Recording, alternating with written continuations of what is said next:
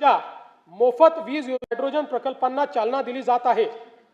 मुख्यमंत्री बळीराजा मोफत वीज योजनेअंतर्गत 7.5 हॉर्स पॉवर पर्यंतच्या कृषी ग्राहकांना वीज बिलामध्ये 100% सवलतीच्या अनुषंगाने योजनेच्या अंमलबजावणीपासून तर फेब्रुवारी 2026 पर्यंत 32,756 कोटी रुपये वितरित केले आहेत आणि सन 2026-27 मध्येही ही योजना सुरूच राहणार आहे आणि त्याकरता 20,000 कोटी रुपये एवढा निधी आरक्षित करण्यात आलेला आहे। मुख्यमंत्री सौर कृषी वाहिनी 2.0 अंतर्गत एकूण 16,000 मेगावॅट सौर ऊर्जा क्षमता स्थापित करण्याचे उद्दिष्ट ठरविण्यात आले आहे। त्यामुळे राज्यातील 100% कृषी पंप ग्राहकांना दिवसा वीज पुरवठा करण्याचा उद्देश साध्य होणार आहे।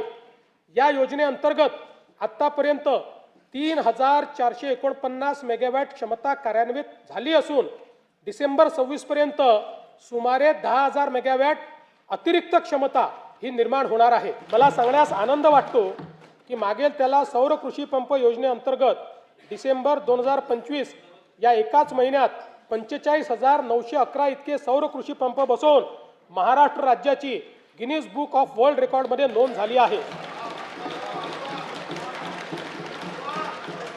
प्रधानमंत्री सूर्यघर मोफत वीज योजनेची अंमलबजावणी देशात राज्य दुसऱ्या क्रमांकावर आहे। आतापर्यंत 4,57,000 घरगुती ग्राहकांनी 1,735 मेगावॅट पेक्षा जास्त क्षमतेचे रूफटॉप सोलर स्थापित केले आहेत। या ग्राहकांना 3,200 कोटी रुपये सबसिडीचा लाभ देण्यात आलेला आहे।